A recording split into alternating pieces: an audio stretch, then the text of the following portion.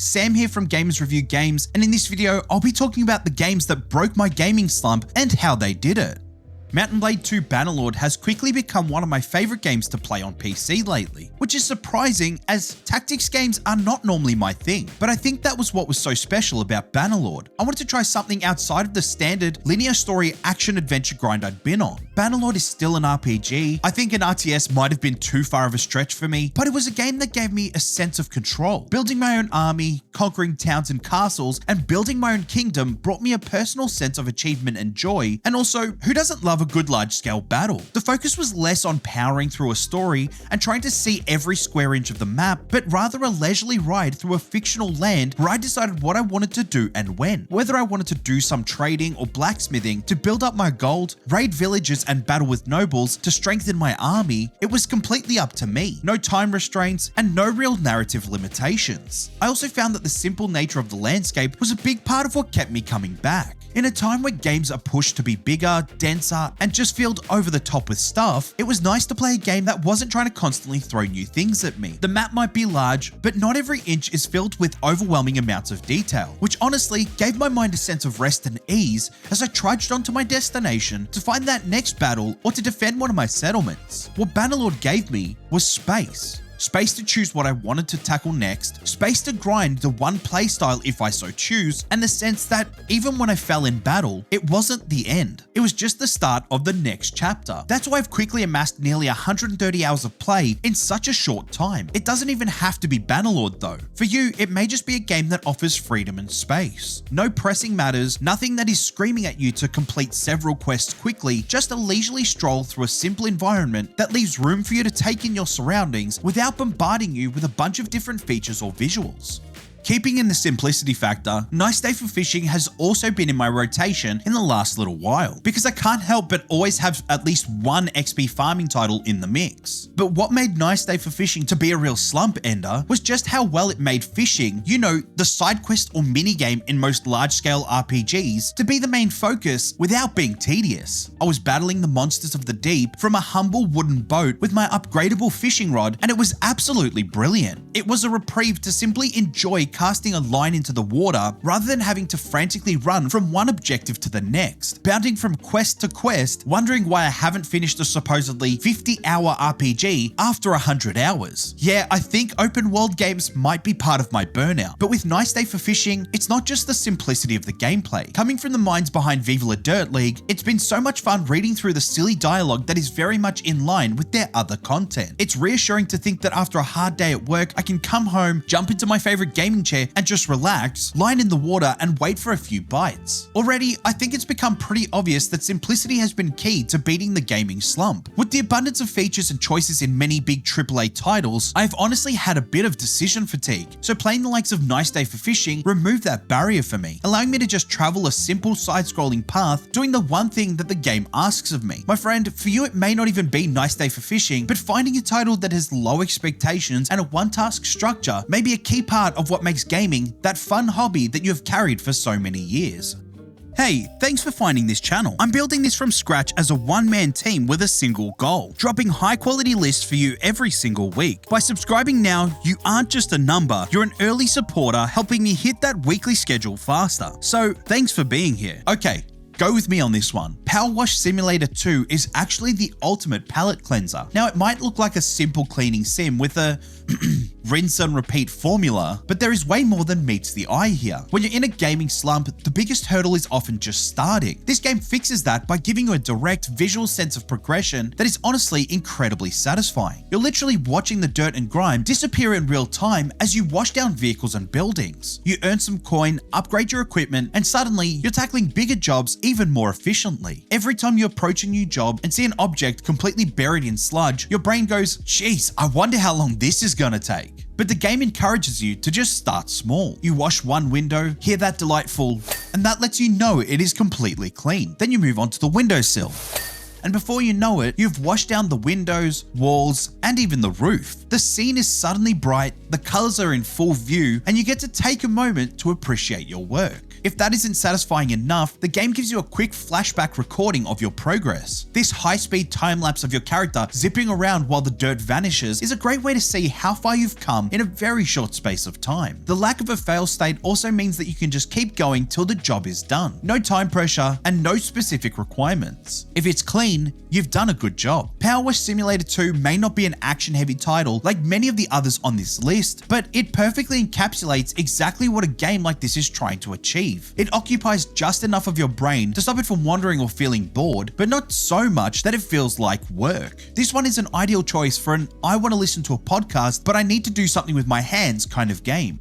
LA Noire is next on my list, but maybe for a slightly different reason than you might expect. The game itself is quite notorious for its silly facial animations and deep dark noir style detective story, but that's not what drew me to it. Recently, I wanted to dive back into LA Noire, but I didn't want to just do another run of the story. I wanted to experience it in a new way, so I decided to create a little bit of chaos by introducing a dice roll to make my decisions during interrogations and interviews. This took the choices out of my hands and allowed me to see different outcomes that I normally would not have chosen if I had really thought hard about them. The key for me here was finding a non-standard way of playing an otherwise straightforward adventure, and it opened up new opportunities for laughs and gags that I would have otherwise missed altogether. Tell me about the car they were driving.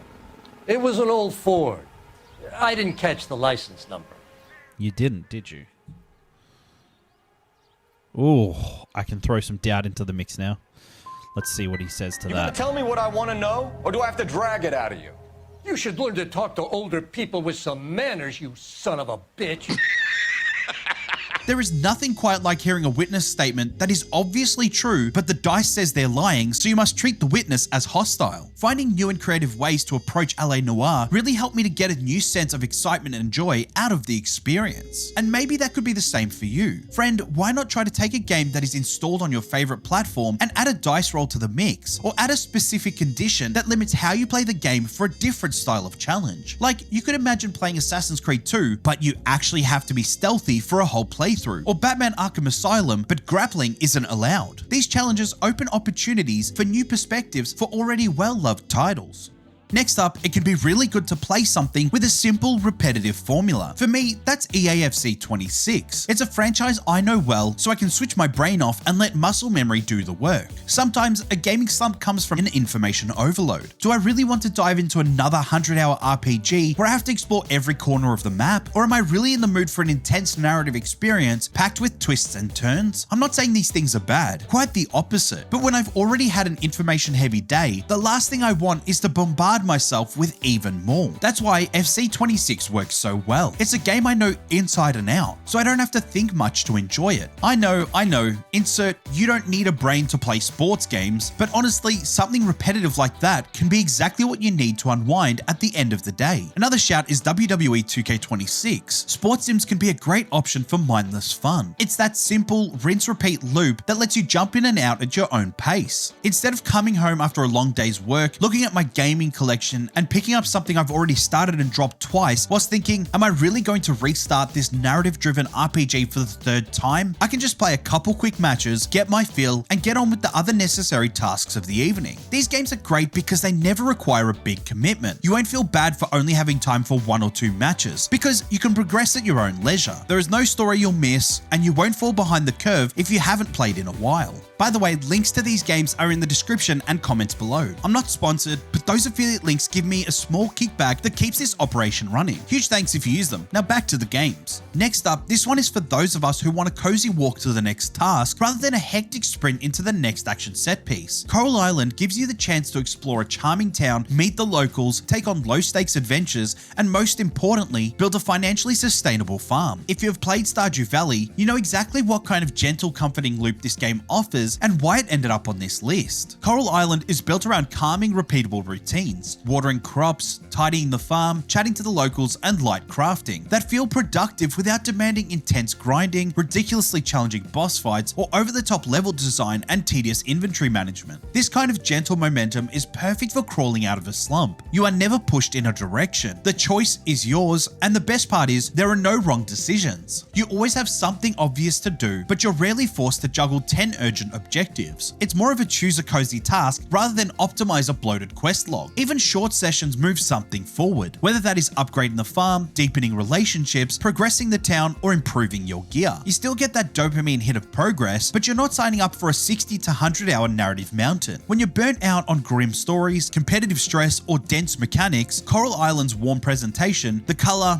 music, and town atmosphere works like a palate cleanser, which is exactly the kind of tonal shift that can reignite the desire to keep playing. Your senses aren't overloaded. Instead, you're welcomed into a space where you can walk around town and take a moment to just exist. You have time to take in your surroundings and you're not being rushed. Sometimes that's exactly what you need. And if you can rope a friend in, even better. Having someone alongside you lowers the barrier to starting and makes it easier to keep going even on the days when you're really not feeling up to playing. It shifts the vibe from I need to be in the right mood to play to let's just hang out and knock out a few cozy tasks together, which is often all it takes to get the spark back. Survival games have always been my go-to whenever I'm burnt out on story-heavy titles, and Windrose landed at exactly the right time. It offers that familiar loop of exploration, upgrading, and survival, but without demanding total mental investment. You're free to sail, loot, and improve at your own pace, which made it easy to jump in without feeling overwhelmed. What really pulled me out of my slump was the freedom of the open sea. Sailing between islands, upgrading ships and weapons, and gradually pushing bandits out of occupied areas gives Windrose a satisfying sense of momentum. Naval combat is simple but effective, and boarding enemy ships never gets old, especially when you're hopping across decks and clearing crews yourself. For an early access title, it delivers some genuinely fun moments. Story-wise, Windrose keeps things light. Most of the narrative arrives through on-screen text, and while it's fairly basic, it does enough to give direction. Your main goal, getting revenge on Blackbeard, acts more as a long-term motivation than a deep narrative thread, leaving you free to approach progression however you like. What makes Windrose an effective slump breaker is what it chooses not to do. There are no bloated checklists, no time limits, and no pressure to play a certain way. You're encouraged to engage with the world on your own terms, and that relaxed design philosophy made it far easier to stick with and enjoy than many larger open world games. Since I've already mentioned one relaxing, go-at-your-own-pace simulator with Power Wash Simulator 2, it's no surprise that I have to bring up another all-time favorite slump ender. That is House Flipper 2. While it shares that same satisfying, immediate visual feedback, House Flipper 2 takes the formula and cranks it to 11. These go to 11. You'll take on jobs ranging from my floor needs a mop and I need a new fridge to full-blown renovations like I want all these walls gone and rebuilt down the street. The beauty here is that the game lets you be completely absurd while still completing each request. You can approach it meticulously, crafting the perfect living room, or you can go full Chaos Goblin and put the TV behind the couch facing the back of the cabinet. The game doesn't judge. It pays you that sweet coin as long as the checklist is ticked. But it wouldn't be House Flipper without buying and flipping your own properties for profit. The reason I picked the sequel over the original, despite pouring hours into the first one, is the absolute freedom. You see a wall, you can tear it down. The sequel lets you level the entire structure and start from scratch. But if all that freedom sounds overwhelming for a burnt out brain, don't worry. The game is built to guide you. For the client jobs, it gives you a highly manageable checklist. You don't have to scour the store for the exact shade of blue paint or the specific countertop that the client wants. The required items are linked right into the main UI. When a client says, please clean this room and paint it blue, it's exactly the kind of simple directed busy work that makes the hours fly by. Just like Power Wash, this is peak listen to a podcast while gaming, or throw on your favorite show and keep your hands busy with the latest reno project. I've spent this whole video telling you that small focused worlds are the ultimate slump killers. So now I'm going to completely contradict myself, because sometimes the only way to get your gaming spark back is to get lost in a world that doesn't care about your schedule. In Skyrim, you trade linear story progression and high stress moment to moment action for an open world that gives you total agency. You explore where you want, when you want. Want to take a break from the narrative and traverse the vast tundra? Go for it. Want to meet a giant and glitch out till Kingdom Come? You do you. There is a reason why Skyrim has 501 different releases, and it comes down to the fact that it remains the gold standard for player freedom. While modern RPGs can feel like they require a PhD in menu management, Skyrim's loop is refreshingly caveman brain. See mountain, climb mountain, find loot, take loot. The game rewards you for being curious, whether that's through finding legendary artifacts, stumbling into intense encounters that put your XP bar into overdrive, or simply being the criminal you were born to be. Narratively, Skyrim is a breath of fresh air. Sure, the NPCs might tell you about their knees for the 1000th time. I used to be an adventurer like you.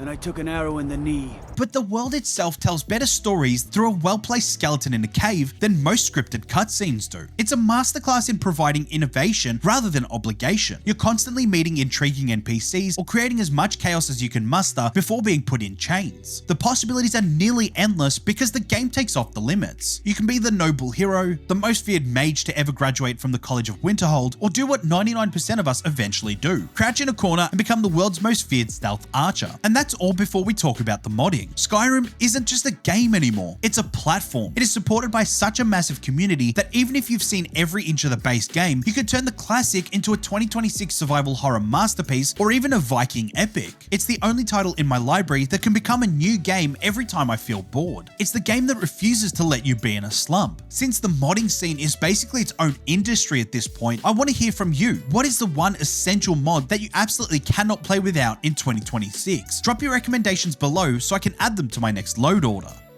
Closing out this list is a game that practically weaponizes vengeance to cure your gaming burnout. Middle-earth's Shadow of Mordor doesn't just balance a gripping story with bone-crunching gameplay, it engineers highly personal vendettas that drag you kicking and screaming back into the mud of Mordor, practically sticking the controller to your hands long after you swore you were done for the night. Whilst in a slump, predictable narratives and generic NPCs just don't cut it. But the Nemesis system felt like a total revelation to me. Every Uruk-hai you come across has a distinct personality along with their own strengths and weaknesses. The game actively generates these unique, bitter rivalries on the fly, meaning the story, at least in part, is driven by what you're doing in the moment, which runs concurrently with the game's narrative. Normally, dying in a game is the fastest way to make you turn off the console and walk away, but in Shadow of Mordor, it's the complete opposite. If some random orc gets lucky and takes you down, they actually get promoted, they get stronger, and they remember you the next time you cross paths. Instead of feeling frustrated, you get hit with this wave of petty, highly motivating vengeance to hunt that specific orc down. It brilliantly turns failure into the primary reason to keep playing. Plus, a slump is absolutely no time to try and learn complex 50-button combos. So, Shadow of Mordor borrows the rhythmic free-flow combat of the Batman Arkham series, but coats it in this brutal Lord of the Rings grit. It is incredibly easy to pick up, and honestly, within 10 minutes, you'll be successfully parrying, executing finishes, and taking on crowds of 20 enemies at once. It just makes you feel powerful and competent immediately, without demanding a ton of mental energy. And let's be honest, nothing triggers gaming burnout faster than having to slowly trudge across a massive